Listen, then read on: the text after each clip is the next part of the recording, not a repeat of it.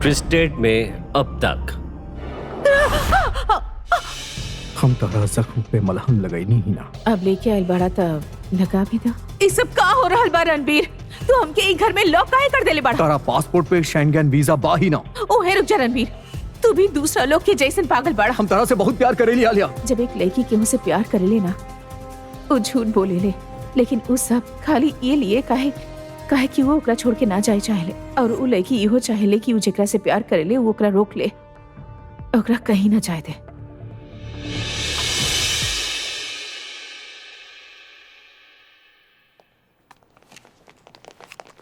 सर कुछ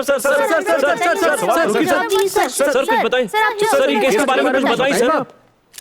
देखिए अभी ये बारे में कुछ कहल नहीं किया जा सकत। आई एम रियली सॉरी, लेकिन आप लोग को तनी वेट करे के पड़ी। पूछताछ में इतना वक्त काहे लागता सर? का अब तक कोई सबूत हाथ ना लगल? देखिए इंटेरोगेशन जारी बा और आप सब लोग ये बात जाना तनी कि सेंसिटिव केस बा, केहू आपन की जान गइल बा और लोग के रेपुटेशन पे सवाल उठाता, और हम जाना तनी कि आप लोग अपन जिम्मेदारी समझे नहीं। तो कोशिश ये रही कि केस की सच्चाई तकले जल्द से जल्द पहुंचल जाओ, और जैसे ही कुछ हमने के हाथ लागे आप लोग की जल्द से जल्द इन्फॉर्म कर दिया जाएगी। बाकी सर बाकी तो बताइए sir. Excuse me officer. Sir Naina Raichand के फॉरेंसिक रिपोर्ट लैब से आ गई बा, देखे के चाहब। कल बा रिपोर्ट में सर रेप तो भइल बा, जे भी नैना रायचंद के खून कैलस वो पहले रेप कैलस, ओकरा बाद मारलस। सीमेंट ट्रेस मिलल बा। ऐसा करा सीमेंट ट्रेसेस से अपन डीएनए और फिंगरप्रिंट बैंक से मैच करके देखा कि वो रेगुलर ऑफेंडर बा कि ना पता चल जाए। ठीक बा सर, हम कर देता नहीं। एक मिनट सर। नैना रायचंद जो ना रिहैब सेंटर में कुछ हफ्ता गुजरले रहली ना, ओजा के डीएनए बैंक से भी कुछ चेक करके देखा। ठीक बा, ऐसा भी हो सकता है कि ओजा के उसे दुश्मनी मोल ले होगा सर, हमने के पता नहीं है ना। हर एक पहलू की जांच करा। यस सर।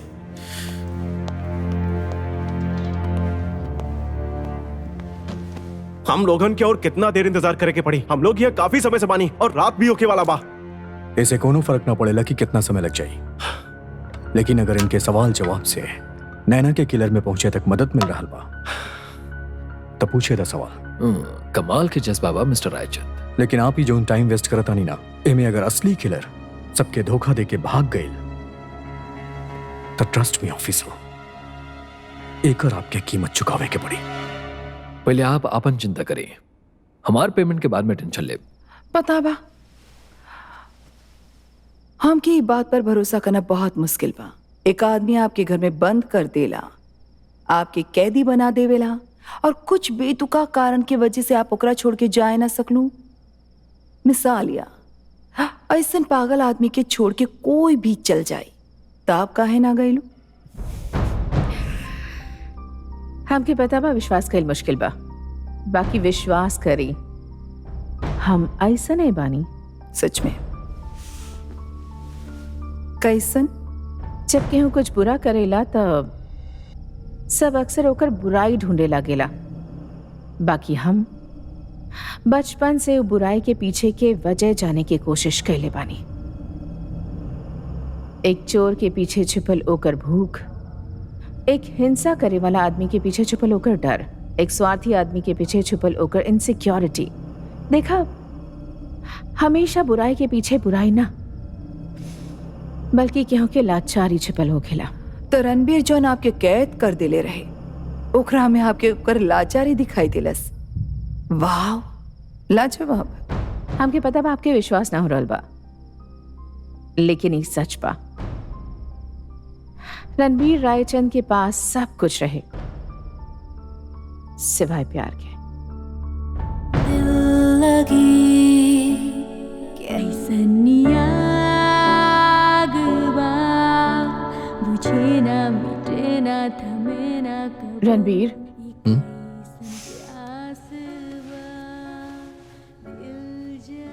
का भाई इतना सीरियस काहे बाड़ा? हम कुछ सोचत रहनी। असल में तहार बारे में सोचत रहनी। हमार बारे में का? हम सरप्राइज्ड बानी की तरह जैसन लड़की ऐसे आदमी के साथे कैसे रह सकेली जे ओकरा मारेला, ओकरा साथे बदतमीजी करेला। जैसे हम तोहार साथ रहे नहीं, हमके बैड बॉयज अच्छा लगेला। का मतलब बता? हम तो तोहरा ना मारी नहीं। हमार एक्स बॉयफ्रेंड हमसे पहले हमारे दोस्त और मैनेजर के साथ घूमत रहे। साली कुतिया, हम थाक गइल बानी तोहरा से। हमार बात सुना। तोर बात के मानी? हाँ, अब तो तू कहीं की ना रहलू। और औकात कहा? हाँ बताओ। देखा, हम पुलिस के बुला दे। पुलिस के बुलाइबू? बुलाओ, बुलाओ ना। सिक्योरिटी प्लीज चली, वो है इमरजेंसी बा। चल। हम तोहार औकात दिखावा नहीं तोरा। ओ दिन हम ओकरा अपन दोस्त के मारते हुए देखनी। हम समझ गए नी कि औरत और मर्द के रिश्ता भी एगो पावर प्ले बा। प्यार में एगो परेशानी इहो बा कि जौन कम प्यार करेला ओकर पलड़ा हमेशा भारी होखेला। छोड़ा हमरा के। और हमके जंगली जानवर के काबू करना अच्छा लगेला। गेम शुरू हो गए रहे। छोड़, तोरा के एक कीमत चुकावे की पड़ी। काबू में रहे वाला बिल्ली के तक केहू भी काबू कर सकेला। असली मर्द तो ऊ होखेला जौन जंगली बिल्ली के काबू में करे। ठीक बा, अब जे तू राज खोल रहल बाड़ा त तू हमके कभी भी आपन राज काहे ना बतावेला? हमार कोनो राज ना बा। झूठा?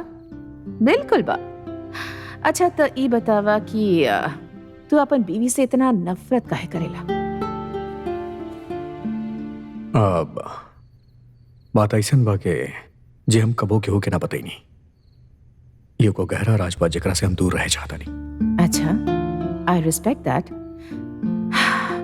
यदि तू ना बताए चाहेला तो कौनो बात नहीं है। ना, ऐसन बात नहीं है। बात ये बा कि जब हम ओकरा बारे में सोचेली तो हम बहुत दुखी हो जाएली और अपन बीवी से और नफरत करे लागेली। ओ, मतलब अभी तू जितना नफरत करेला ओकरा से कहीं ज्यादा नफरत करे के क्षमता तोहरा में बा। शायद ना। खैर, हम तोहरा से कुछ छुपावे न चाहता नहीं। अगर हम तोहरा अपन गहरा राज ना बता सकेली तो तोहरा साथे रहे के कोनो मतलब नहीं है। हमके तोहर ये बात बहुत पसंद बा। तब कुछ साल पहले जब हम और हमार पत्नी डेट करत रहनी तो हमनी दोनों एगो पार्टी से वापस आवत रहनी। हमने काफी कोकीन ले रहनी और गाड़ी हम चावत रहनी।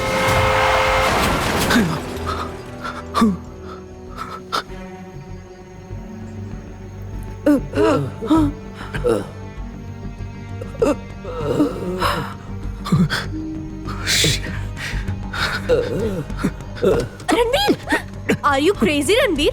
तारा लगा था कि तू लोग के हेल्प कर सकेला? रणबीर प्लीज, डॉक्टर से का कहब जा, पुलिस से का कहब जा। लिसन हमार बात माना। कोई नहीं के आसपास। चलो ही जैसे निकल जाओ। लेट्स जस्ट गो राइट नाउ। बाकी डैड संभाल लिए। रणबीर प्लीज चलो। ना अभी जिंदा बाड़े, हमने उनका जान बचा सकेली। अभी वो लोग मरल ना बाड़े। ना रणबीर, ना ना ना कर सकेला तू। हम जाता नहीं। ना, सुना तू कोकीन ले ले बड़ा रणबीर। तारा का लगा था ये हालत में तारा की के जाए दी और हमने के रेपुटेशन के का हुई? रणबीर प्लीज चल जाओ। ना हमने ओकरा बचाने के चाहिए। सुना, अगर हमने के उनका के हॉस्पिटल ले भी जाइब जा तो ना बाँच पई है। और वो लोग हमनी के ब्लड टेस्ट ली ही। नशा में धुत बानी जा रणबीर, हमनी के बुरा तरीका से फंस जाइब जा। प्लीज चला।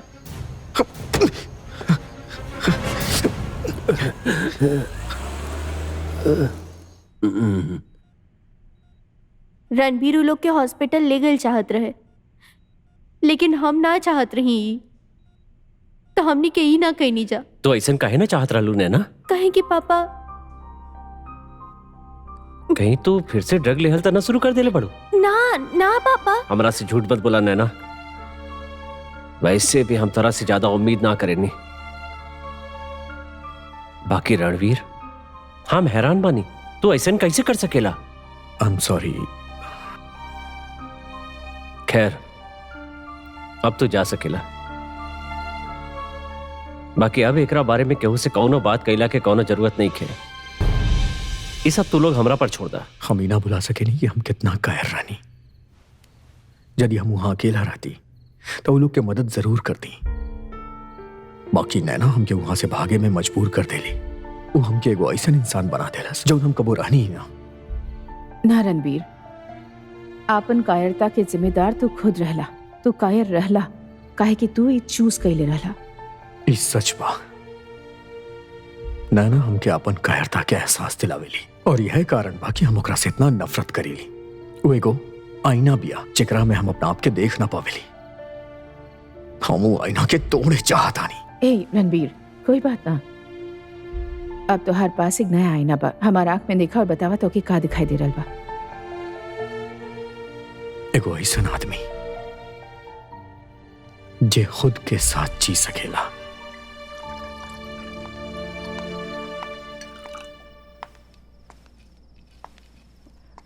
तो यदि आपके और रणबीर के बीच सब कुछ इतना बढ़िया रहे तो गलत कहाँ हो गई?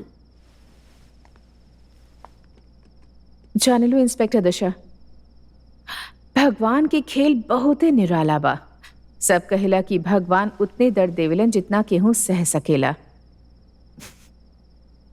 पता बा हमके का लागेला?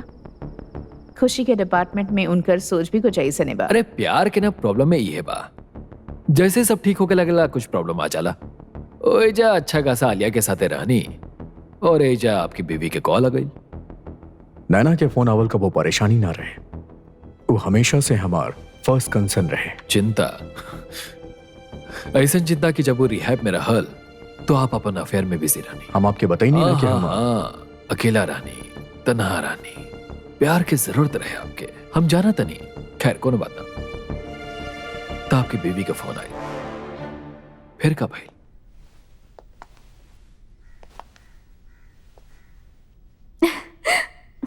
Thank you so much Ranveer, thank you so much. You know what Ranveer, हम सोचत रही जैसे हमने के रिश्ता के एगो नया शुरुआत मिलल, ई घर के भी एगो नया शुरुआत देवे के चाहिए। चलो सब चीज के फिर से सजावल जाओ। हाँ का कहा तारा, ताकि हमने के पास्ट हमने के कभी छू ना सके। हम सोचत रही हमने के इस सब बदल दिल जाओ, जैसे ही कर्टन्स, डाइनिंग टेबल भी बदल दिल जाओ। नैना हमार पत्नी रहे, अब जब वो बेहतर इंसान बने की कोशिश करत रहे तो हम ओकरा छोड़ ना सकत रहनी। और वैसे भी हमार ससुर हमरा खातिर बहुत कुछ कैले रहले। आज अगर हम इंडिया के सबसे बड़ बिजनेसमैन बानी तो वो उनके वजह से बानी। याद बा हमके मरे से पहले वो हमसे ये वादा ले रहले कि चाहे कुछ भी हो जाए, हमरा और नैना के रिश्ता के बीच कितना भी मुश्किल काहे ना आ जाए, हम नैना के साथ कबो ना छोड़ब। बस वह वादा के निभावे खातिर हमके नैना के पास वापस जाए के पड़ल। जबकि हम आलिया से प्यार करत रहनी, लेकिन वादा वादा हो गेला। शायद हमनी के लव स्टोरी के ऐसन ही सैड एंड लिखल रहे। Thank you. थैंक यू जरा। हम जल्दी सोते जा रहा बानी, हमके जल्दी उठे के बा। Sure. Good night. Good night. ई बचपन के दोस्त बड़ी फ्लैटमेट से बढ़कर बिया। एकरा हमार ख्याल रखना अच्छा लगेला, वरना हम बहुत लापरवाह बानी, खाना पीना भूल जाएनी। अच्छा बा, कोई ख्याल रखे वाला के पास रहना। हाँ, क्या हम एक सवाल पूछ सके नहीं? इंस्पेक्टर आर्यन रणबीर से पूछताछ कर रहल बाड़े और आप हमसे। हम लोग दोनों के बाद आप लोग मिला रहल होग बा बाना? यही तो तय बा, जब एक कहानी के दो पहलू बा तो हम लोग दोनों पहलू के जाने की कोशिश करब।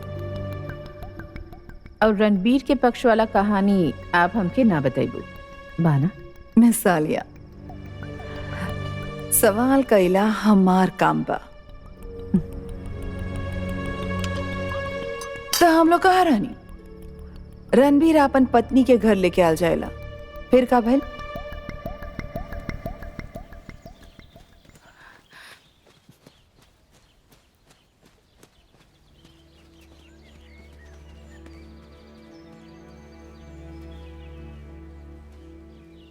रणबीर,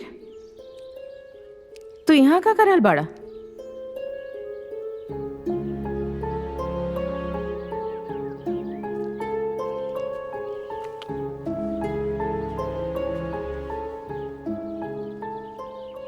कहा भाई रणबीर, तो इतना परेशान काहे लग रहल बाड़ा? हमके ना पता बता रहा कैसे बताई, लेकिन नैना वापस आ गई बाड़ी। ये तो अच्छा बात बा, लेकिन का सब कुछ ठीक बा? ना, सब कुछ ठीक नहीं है। रिहैब के सारा नियम तोड़ देले रही और आत्महत्या करे के कोशिश कैली। वो लोग डरे ले कि कहीं वो अपन जान ना ले ले। का मतलब कि और फिर कुछ ना, वो बोलस कि ओके घर लाए के अलावा ओकर पास कोनो रास्ता नहीं है। लेकिन ऐसन परेशानी रिहैब में होखला बहुत आम बात बा। ड्रग एडिक्ट हमेशा अपना लत की वजह से अपन जान लेवे की कोशिश करेला, तो रणबीर के अपना पत्नी के घर लेके आए के का जरूरत रहे। हम आपसे सहमत बानी, लेकिन उस समय हमके रिहैब और वहाँ के आम परेशानी के बारे में जानकारी ना रहे। हमरा खातिर उहे सच रहे जो रणबीर हमके दिखाइलस। हम भी अजीब रहनी। तो आप अपन वादा निभाए खातिर का कहनी? का करती हम? आलिया से जाके मिलनी, ओकरा समझावे के अलावा हमरा पास और कोनो रास्ता ही ना रहे। सब कुछ ठीक बा? आलिया, हमके ना पता बा कि हम तोरा कैसे बताई, लेकिन ना आज सवेरे जो हमके फोन कॉल आयल रहे वो नैना के डॉक्टर के रहे। वो हमसे कहलस के नैना के जितना दिन रिहैब में बितावे के रहे वो बिता ले बाड़ी और वो पूरी तरह से फिट बाड़ी और वो एगो नॉर्मल जिंदगी बिता सकेली। आज सवेरे जब हम ओकरा घर लेके आईनी तो वो हमरा से माफी मांगली। वो हमरा से हर चीज खातिर माफी मांगली। तब का तू हमको छोड़ के ओके लगी जाए चाहेला? आलिया, हमके ओकरा साथे रहे के पड़ी। अगर हम शादीशुदा ना होती तो हमके तोहरा साथे जिंदगी बितावे में केहू ना रोक सकत रहे। बट तू ओकर साथ रहे चाहेला काहे कि वो वापस आ गेल बिया। अरे तू भी तो दूसरा जैसा निकला, हमके महसूस हो रहा बा। आलिया, हमके ओकरा साथ ना रहे के बा, बाकी रहे के पड़ी। देखा, तू एगो सुंदर लड़की बाड़ू आलिया, तू बहुत आकर्षक बाड़ू। तारा में उ सब बा जोन एगो आदमी के चाहिए। और हमार यकीन करा, जब हम यहाँ से जाइब तो हम तारा साथे अपन एगो हिस्सा छोड़ के जाइब। ओह माय गॉड, कितना इमोशनल स्पीच बा। I am impressed. पर हमार का होखी रणबीर? हम तोरा खातिर का रानी एक खिलौना? हाँ आलिया, तू समझ ना रहल बाड़ू। आई लव यू, लेकिन अभी आगे ना बढ़ सकेला। असल में गलती हमार बा। हमके ये सब होवे ही ना देवे के चाहत रहे, लेकिन अब हमनी के एक दूसरे के भुलावे के पड़ी। हमनी के एक दूसरे के भूले के पड़ी, चाहे कुछ भी हो जाए। ये करे के पड़ी प्लीज। मतलब ये हमनी दोनों खातिर अच्छा रही। मतलब बिना झगड़ा के, बिना मन मुटाव के अलग होके के पड़ी, ताकि केहू भी परेशान ना हो। प्लीज प्लीज तू हमके भुलावे की कोशिश करा और हम भी तारा भूले के पूरा कोशिश करब। ये हमनी की जिंदगी के सबसे बड़ा गलती रहे। गलती? ओह, अब समझ में आई। अगर हम आगे ना बढ़ती तो तू कबो आगे ना बढ़ता, राइट? ये बोले चाहे लोला ना। ओके फाइन, हाँ, हम तोरा भूल जाए। हमार और तोहार रास्ता दोबारा कभी ना मिली। तू हमसे प्यार करेला ना? हाँ। तो ठीक बा। आज हमके छोड़ के जाए से पहले, दूर जाए से पहले और हमसे दोबारा ना मिले खातिर बस एक आखिरी रात गुजार। का बकवास कर रहल बाड़ू तू आलिया? दिमाग खराब बा तहर का? हम यहाँ अपन वाइफ के पास वापस जाए के बात करत तानी और तू हमसे बकवास करत तारू। अच्छा, अब तोरा ई बकवास लग रहल बा? तभी याद ना है जब तू हमार साथ सुतत रहला तो हमार साथ चक्कर रहे। What's wrong with you Ranbir? अब तू हमसे प्यार ना करे चाहेला? Come on, आखिरी बार कर ला। Come on Ranbir, Ranbir stop. बस बहुत हो गई लालिया। हम तारा से प्यार करेली, खातिर तोहारी इज्जत करेली, लेकिन एकरा हल्के में मत ला प्लीज।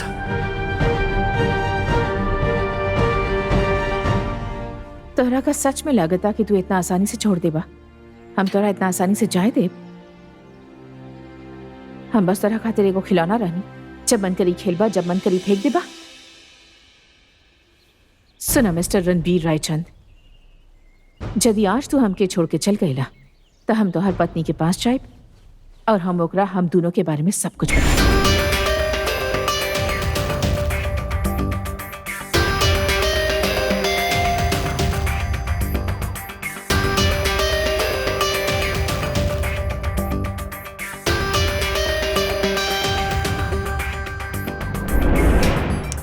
पति पत्नी और हम, एक हमार कहानी, एक रणबीर के कहानी। रात गहरा होती जात रहे और बात उलझत रहे। हमके पता रहे कि रणबीर ये साबित करे की कोशिश करी कि हम ओकरा पाए के जिद में नैना के खून कर देले बानी। और हम ई साबित करे की कोशिश करत रहनी कि रणबीर हमके हासिल कैला के जुनून में अपन पत्नी के मार देलस। ई बहुते ट्विस्टेड हो गए रहे। हेलो एवरीबॉडी, यदि आपके शो पसंद आए, ये एपिसोड पसंद आए होके प्लीज लाइक के दबाएं, प्लीज शेयर करें और प्लीज लाल और सफेद बटन के जरूर दबाएं और सब्सक्राइब करें। आपके सब्सक्रिप्शन हमनी के प्रोत्साहित करें जैसे आपके खातिर और मनोरंजक प्रोग्राम बना सकें। Thank you.